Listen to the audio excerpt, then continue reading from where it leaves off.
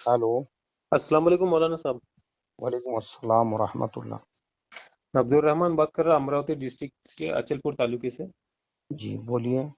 मौलाना साहब ये पूछने का था, ये हर जगह ये घरों में 10 बजे से ये सब अजान की सब आवाजें वगैरह आ रही है, तो ऐसा कुछ गाइडेंस मिला नहीं मस्जिदों में इसमें इसमें लेकिन ये सब व्हाट्सएप पे या फिर उनको कहाँ से ऐसा मैसेज आया क्या उनके वो घरों के ऊपर अजान वगैरह दे रहे, तो इसका क्या है अपने इसमें कुछ ऐसा है क्या ये अपने? कैसा है, एक अनपढ़ और जाहिल कौम की निशानी है कि एक अनपढ़ और जाहिल कौम को जो जैसा चाहे वैसा इस्तेमाल कर सकता है।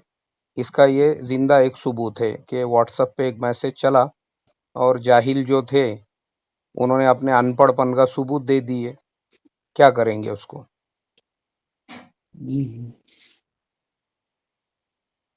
वो मैं आपसे कंफर्म कर लेते फिर अपन को वही करते हैं। नहीं, क्योंकि देखो, जाहिल कौम की निशानी है ये। पढ़े लिखे लोग अगर रहते थे तो वो क्या करते थे, वो ये देखते थे कि जो लेटर हेड चल रहा है वो मुस्लिम पर्सनल लॉ बोर्ड का है, जमीयत उलमाए हिंद का है, दारुल उलूम देवबंद का है, हज़रत मौलाना खालिद सैफुल्लाह रहमानी साहब का है, या इंडिया की किसी मोतबर मुस्लिम तंजीम की तरफ से है, जी जी।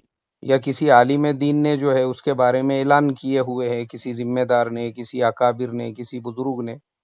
लेकिन चूंकि अनपढ़ों की, जाहिलों की जो कौम है, उनको कोई तहकीक नहीं है वो लेटर कहाँ से आया, किसने बनाया। हो सकता है वो इस्लाम दुश्मन ताकतों ने बनाया हो कि मुसलमान उसके ऊपर अमल करे और पुलिस उनके ऊपर एक्शन ले, क्योंकि 144 लागू है।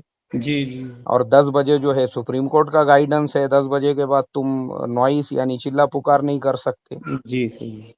तो फिर ये इस तरीके से अगर कोई कर रहा है तो उसके अनपढ़पने की निशानी है, वो उसके अलावा कुछ भी नहीं है। क्योंकि पढ़े लिखे रहते थे, समझदार रहते थे, तो वो पहले देखते थे कि हमको ऐलान किसने दिया है और इसके पीछे जिम्मेदार कौन है।